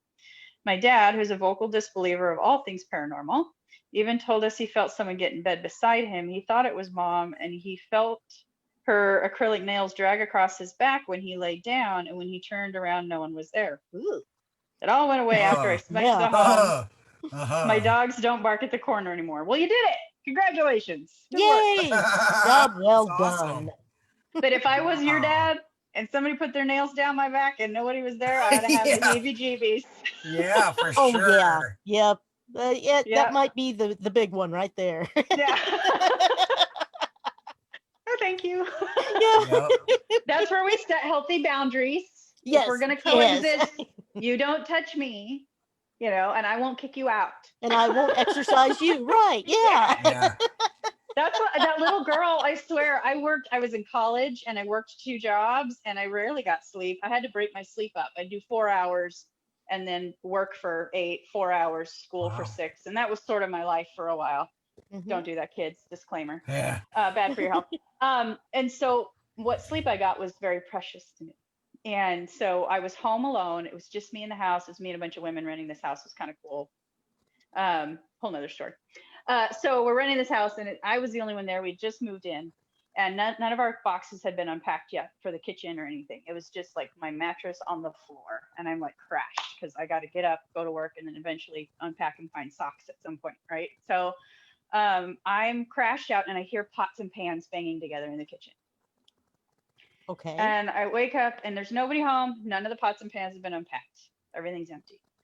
And I wake up and I hear it, and I'm like, Jesus Christ, kid, come on. You know, like, listen, okay, like, yes, I'm new, and I understand that you were here before me, but let's come to an agreement for a second. All right, I won't kick you out, and I'm not gonna tattle on you. I'm not gonna bring attention to you, but I need you to stop making noise, because she was like, ooh, new people moved in, like, ooh, look at me, I'm a ghost, woo, get out, you know, like trying to kick us out, right?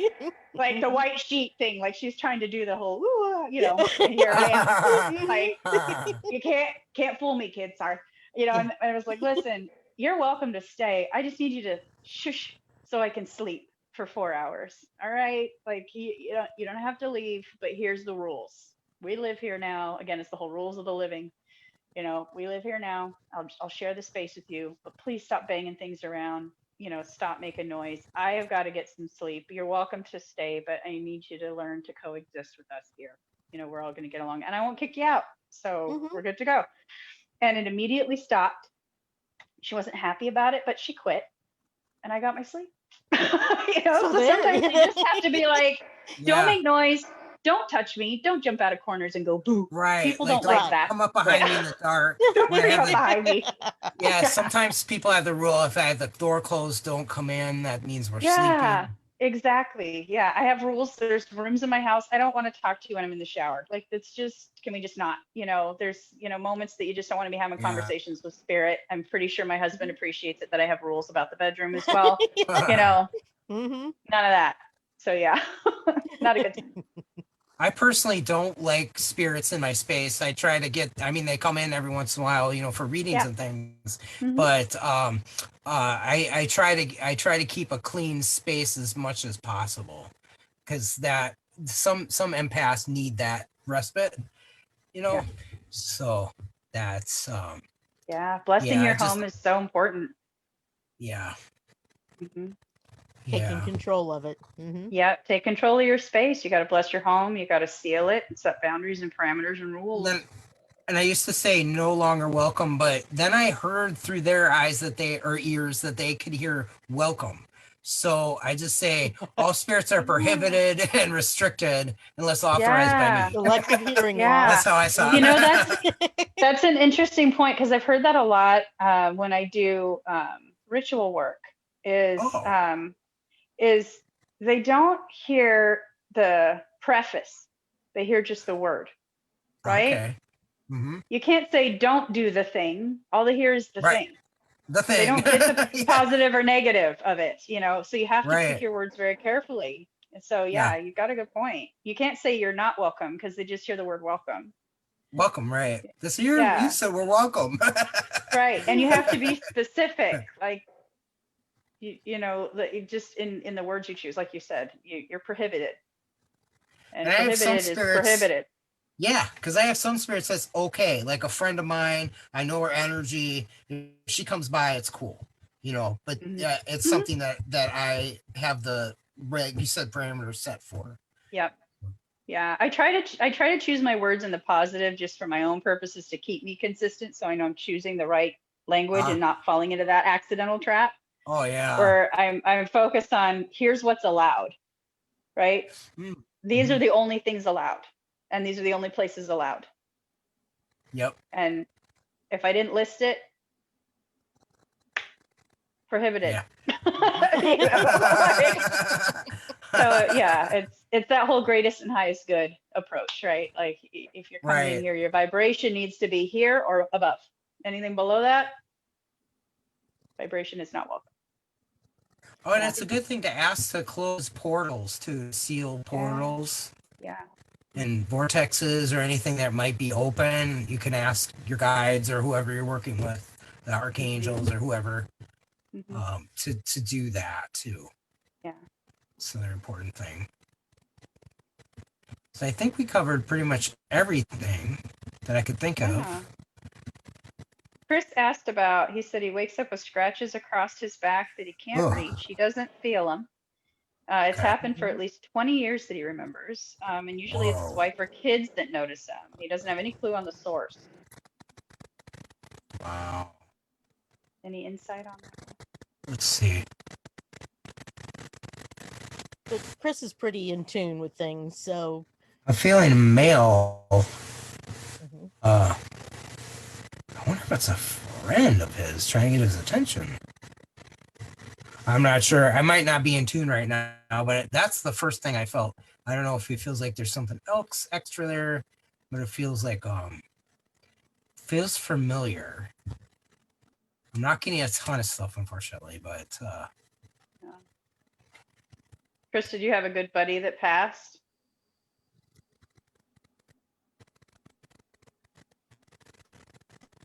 I kind of feel like, I don't know.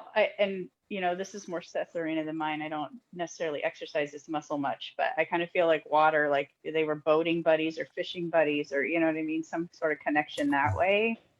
Yeah. Something about water hangouts. He said no. So yeah, I don't know. Oh, okay.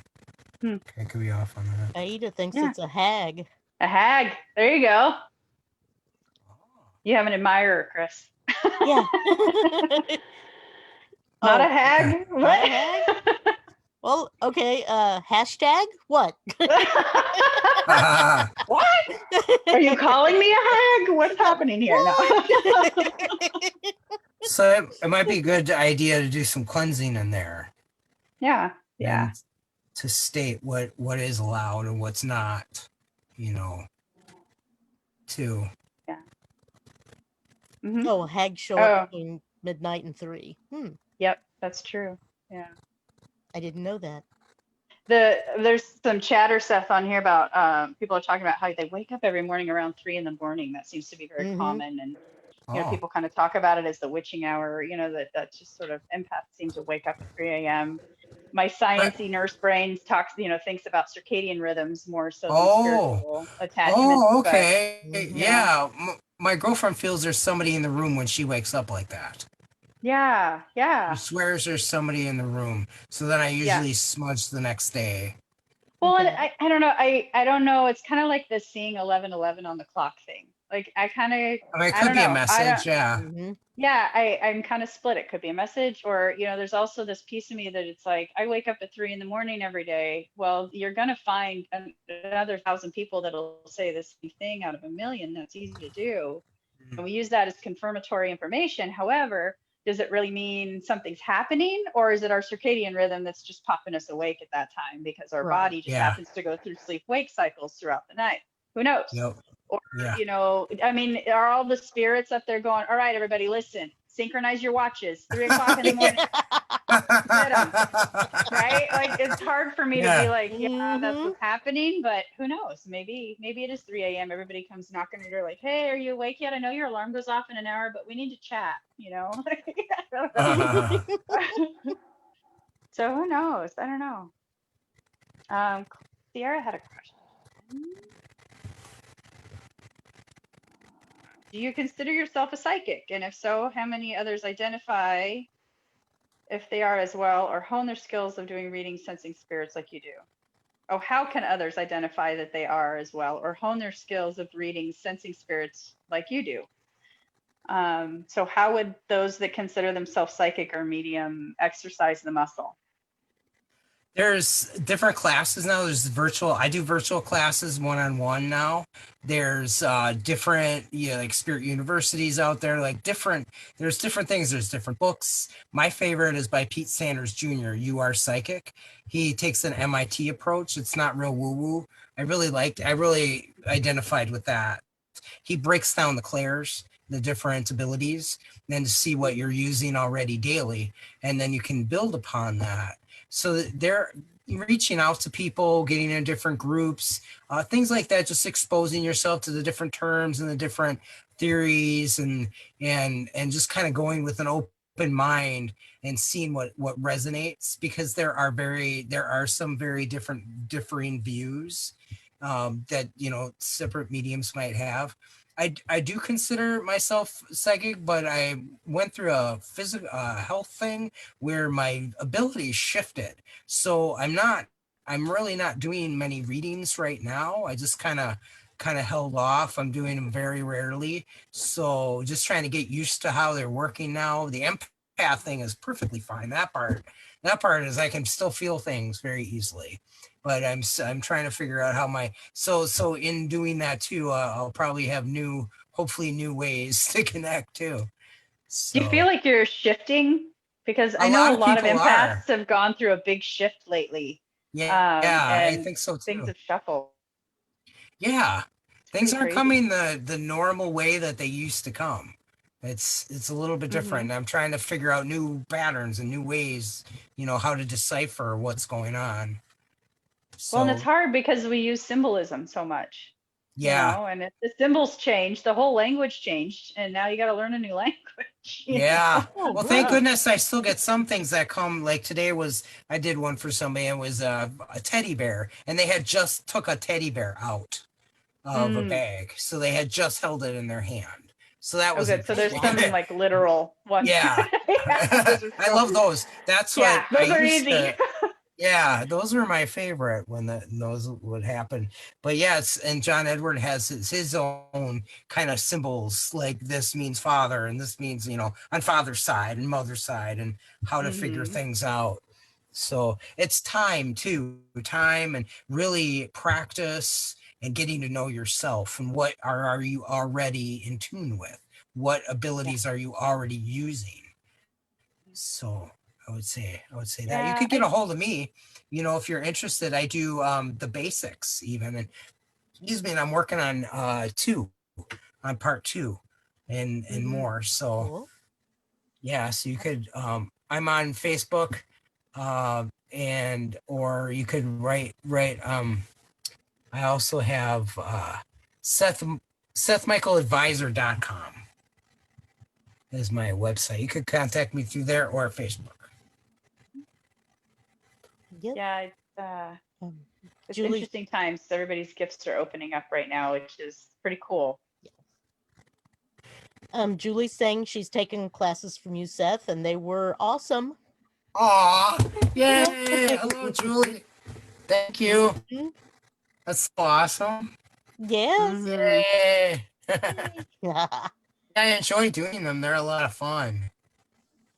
They're especially the one-on-one, because then you can really, then I can hone in a little bit on the person too, and kind of get some things I do. Sometimes I get a little something for them, so to help them, on their journey there. So where we could be talking about spirit guides or whatever lessons. I have a list of them on my website and on my page, a list of the classes that I do. So I'll see if I can get those links in there. Yeah, cool. I'm Then, teaching yeah, classes coming up too, but I have not prepared. I have nothing to provide you. yeah, you I'm do them teaching too. I'm teaching at one of the local metaphysical shops at the end of October. Empath 101 class too, but Very cool. I don't have anything to share with you, so I'll have to figure that out for later.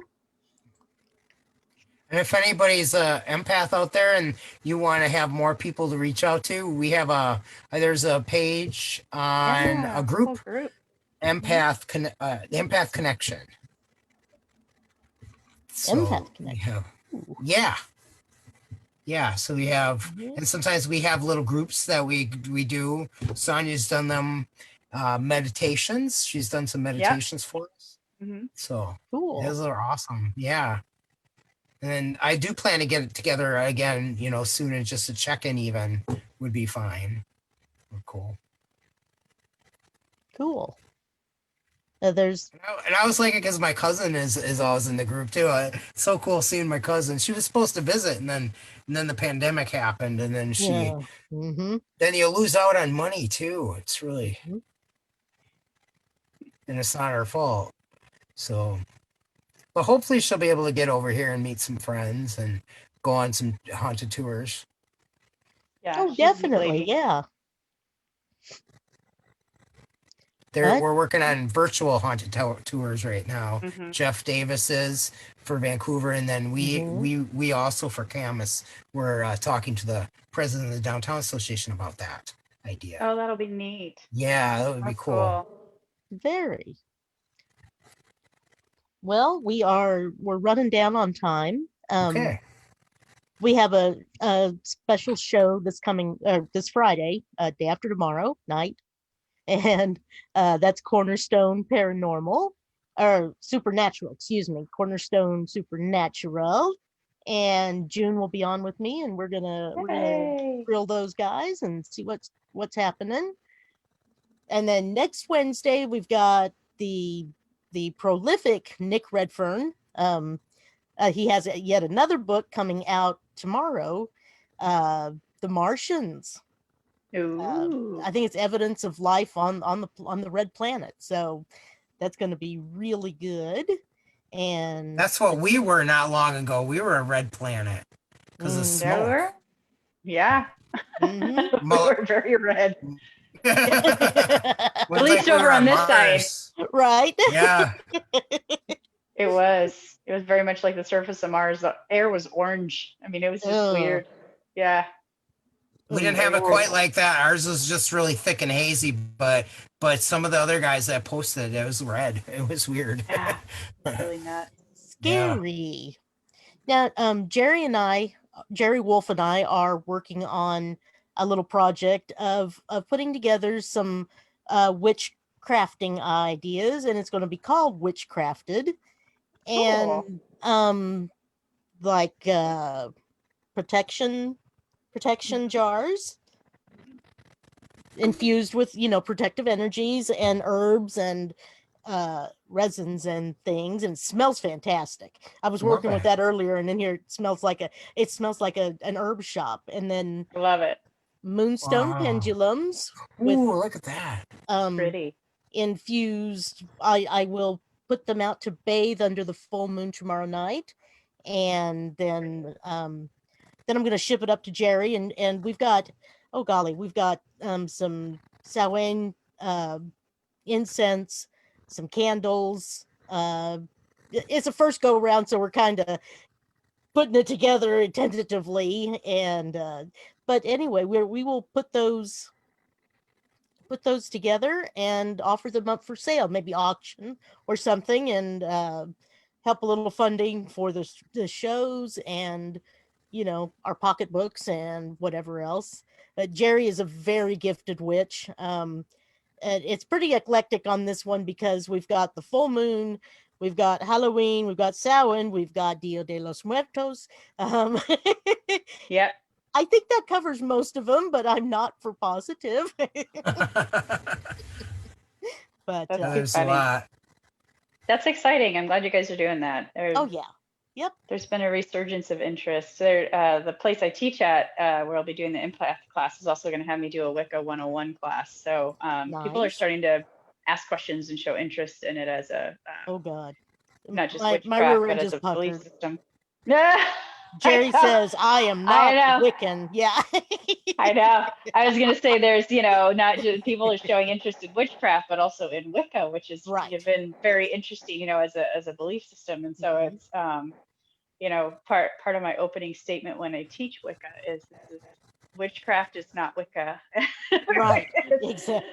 There are witches, that are Wiccan, but that not every witch is Wiccan. And, we have that whole discussion. Yeah. So yeah. I go with That's why and eclectic, and it that's covers why it all. I made sure to say both. Yeah, go to Wiccan or yeah, witch. yeah. They're not. It's a practice versus a path, and Yeah. Right. Oh yeah, same good way to thing. say it. Yeah, because I practice shamanism. That's a practice. It's not a Right. religion. You know, witches are not necessarily going to practice the religion of Wicca. They don't have to. You know, it's not part of. It's not a requirement. You know, of Okay. witches to do that. So yeah, it's. I mean, there's Mhm. witches that follow all kinds of beliefs, and some that don't follow any. So you know, it's teach their own, right? Yep. Exactly, yes. But we just thought we'd have a little fun there, and Yeah, that would be cool. I think so. I'm just gonna try to. I did up some artwork for it. Where did my artwork go? Under Paul's flipping off saying it's probing time. I love it. There we go. I don't know if you can see, but anyway, That's cool. thanks. We tried. But anyway, so that's what's going on in the next couple of weeks. We're trying to put together a panel with some of the heavier hitters, say Ross and maybe hopefully like David, you know him, the David Weatherly, Okay. Yep. and June and another Canadian group, and that's still in the works, planning stages. Everybody's schedules have to be checked, and I'm, keeping myself busier than anything. I picked up a new Dexcom CGM today, and I've got to learn that, and then I've got to learn the Tetris insulin pump system. Oh Lord. I think it's Tetris. Yeah. So I'm going, oh my God. Wow. Be busy. Yes, very busy. Busy. We have the Port Gamble Ghost Conference is going to be virtual this year. Yeah. So if anybody's interested, you don't have to come to Washington to explore. Ooh. Yep. Anyone can join now. It's Handy for those all of over. us, in the middle. If you Yeah. just if you just look up Port Gamble Ghost Conference 2020, portgamble.com should bring you there too. Yeah, or isn't there a Port Gamble paranormal site? I'm trying to remember if that one had a different link on it, but portgamble.com/paranormal too. there you go. Okay. Yeah. But if you just pull up, you'll find it. So, and then he's gonna have more. I'm gonna do one on spirit guides. I just gave him the information, and then I know Ankasha's doing something. Are you doing something, Sonia? I don't know. I'm not sure. I should probably check my email. Yeah. When is that one again, Seth? That is, I think it's November. Is it 5th? 6th through the 8th or something like that. It's a Friday, Saturday, Cool. Sunday. Cool. Very nice. Yeah, I'm not finding the dates on here, but I'm sure he'll have more listed soon. And so that'd be fun for people to check out. Mm-hmm. Very cool. Oh wow, some of the migraine triggers. I'm that same way. Give me a star lily and instant migraine headache. You might as well. Oh, so sad. Yep. Fortunately, like that wouldn't work. things. Yeah, I've got 14 lavender plants on my property, so that would be bad. That would be really bad. Wow. And a bunch of sage and a bunch of rosemary. Cool, So just though. come on over with like your nice. scissors. I'm loaded with that stuff. If you guys want to, I just haven't had the time, but I need to like hack them way back and dry it all, and then I'll just ship it to you. Them. Oh, cool. Yeah. I 10-pound bag. Yeah. I know. I don't need to ship it to you. Some of I them I have might so have to much- hold my nose for, but hey, I know, whatever. right? I told some friends of mine, like, just come cut, take whatever you want, just come cut it all. Mhm. And they came. Yeah. Apparently, they came and cut some while I was out of town. I got back and I'm like, I thought I said come cut some. They're like, oh my God, we did. I have bags and bags. I'm like, I can't even tell. I can't even tell. Wow. Oh my Lord. I guess I have That's a lot. some pruning to do. Yeah. Yep. Sounds like it. I just don't. It's overwhelming though, the amount of time I'm going to need to like prep it and dry it, package it Right. and all that. Where I'm Right. like, oh, forget it. But maybe one of these days I'll get it together and I'll In all of ship your it out spare to you guys. time. Right? Yeah. In all my Yep. spare time. Do my herb preservation. I usually just cut Mhm. what I need, let it dry and then grind it up. But who knows? Do it in bulk. Exactly. Yeah. or just cut them and dry them hanging and stick them into Yeah. the bags and go. Yeah. Yeah. Cut out a bit. But anyway, looks like we're at the end. If you guys are done. We're out of time. Yep. Yeah. Out of time. It's been fun though. It's been great. That's been fun. Thank you very much for letting me Yeah. come on and talk about this and for your input, and appreciate it. Mm-hmm. So Thank everybody in the audience for chiming in. yes, thank you. That always helps a lot. Yeah, it does. Mhm. Get a little That's bit awesome. stuck and there you go, right? Yep. An interaction is invaluable. Yes, it is. All right, guys, I'm going to end the live broadcast. Okay. If Thanks. you two want to hang out and talk, that's cool. If not, I'm hungry. I'm gonna go eat. Yeah. okay. All righty. No offense. No, not at all. I need to get some shut eye. We're good. Okay. Yeah. Okay. All right. Good night, everybody. All right. All right. Night. Bye. See ya. Bye.